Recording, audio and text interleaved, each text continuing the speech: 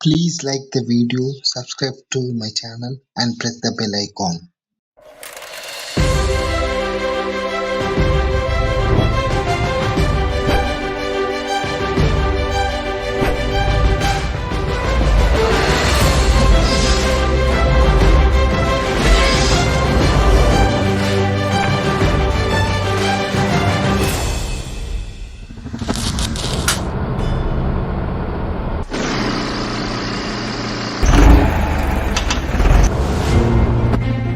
हम बचपन से हर गली, हर सड़क, हर चौराहे, हर गांव या हर शहर में ये सूचना पट्टी देखते और पढ़ते आए हैं।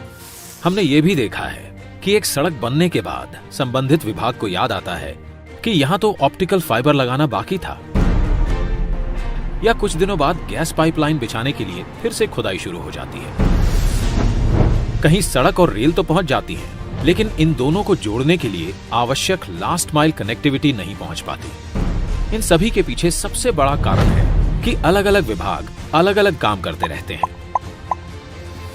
और इन सब का परिणाम प्रोजेक्ट के पूरा होने में देरी, लागत में वृद्धि और आम जनता को परेशानी। ऐसा भी देखा गया है कि एक प्रोजेक्ट तो पूरा हो गया, लेकिन दूसरे प्रोजेक्ट के साथ कोऑर्डिनेशन के अभाव से जन सामान्य को उसका पूरा लाभ नहीं मिल पाता है। आइए इसे एक उदाहरण द्वारा समझते हैं। एक फर्टिलाइजर प्लांट तो स्थापित हुआ, लेकिन उस तक गैस पाइपलाइन की व्यवस्था नहीं की गई।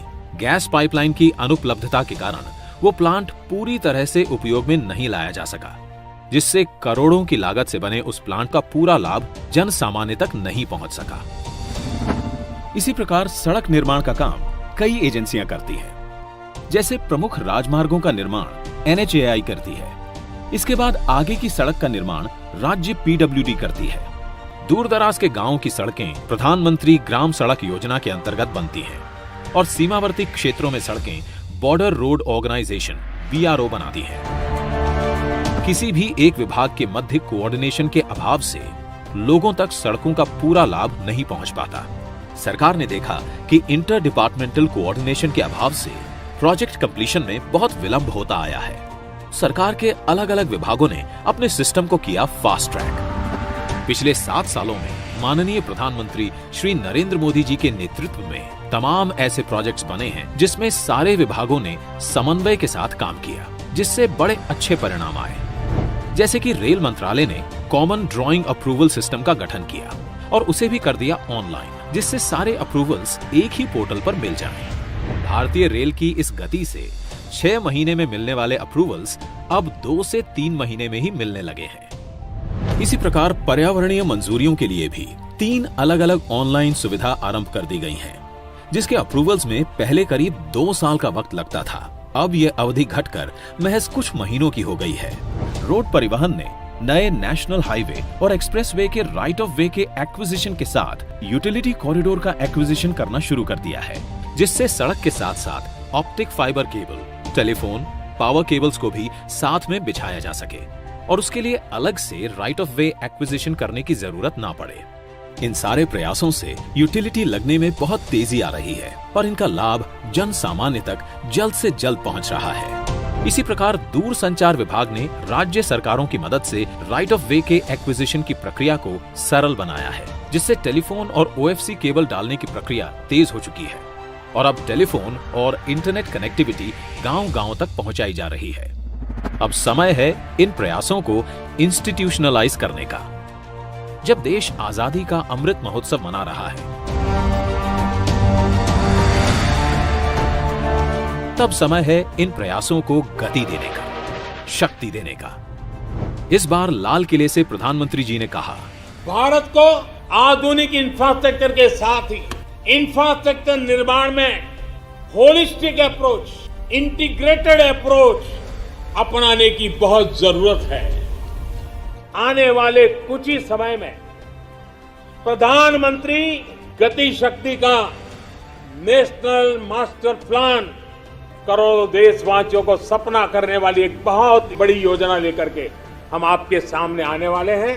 लाखों नौजवानों के लिए रोजगार के नए अवसर लेकर के आने वाली है। विकास में गति की नई इंटीग्रेटेड और होलिस्टिक अप्रोच की शक्ति यानी कि प्रधानमंत्री गति शक्ति, national master plan for multi modal connectivity.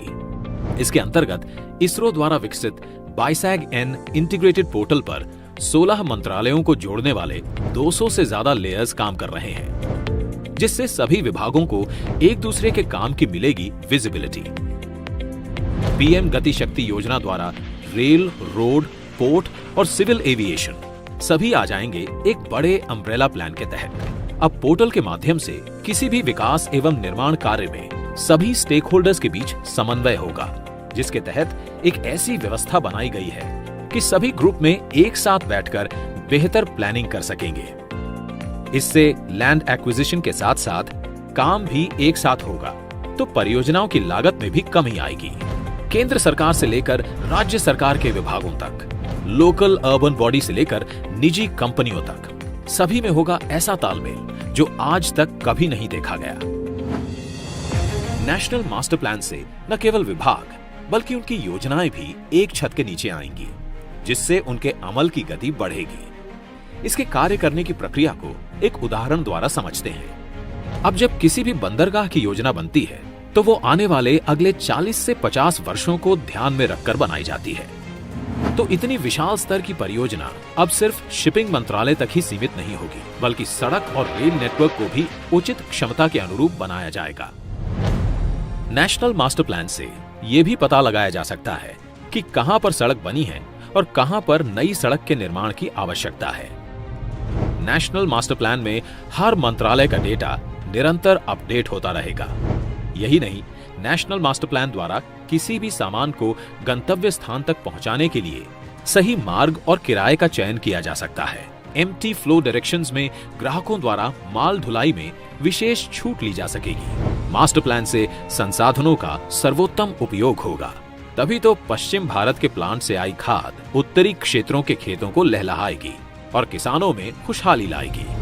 साथ ही नेशनल मास्टर प्लान निवेशकों को बताएगा कि जहां पर वे अपना निवेश करने वाले हैं वहां सड़क और रेल की उपलब्धता कैसी है, इंडस्ट्रियल एरियाज और आसपास का एनवायरनमेंट कैसा है। इससे बिजनेस और रोजगार के अवसर बढ़ेंगे।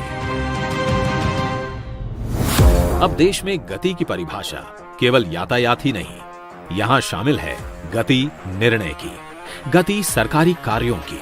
इस प्लान को गति मिलते ही भारत में ऐसा इंफ्रास्ट्रक्चर आकार लेगा जिससे रेल से रोड पूरक हो, रोड से सी पोर्ट पूरक हो, सी पोर्ट से पोर्ट पूरक हो, ताकि रोड, रेल, बिजली, optic fibre cable, gas pipeline जैसी सुविधाओं से देश का कोई कोना वंचित ना रहे। तभी तो प्रगति में आएगी तेज गति। इंटीग्रेटेड मोबिलिटी द्वारा लोकल उत्पादों की बड़े बाजारों तक पहुंच बनेगी आसान। हमारे उद्योग भी होंगे कंपटीशन के लिए बेहतर तैयार और निर्यात होगा सुगम, और देश की अर्थव्यवस्था के चक्के तेजी से घूमेंगे। वर्क इन प्रोग्रेस बनेगा वर्क इन पेस। प्रधानमंत्री गति शक्ति, national master plan for multi modal connectivity.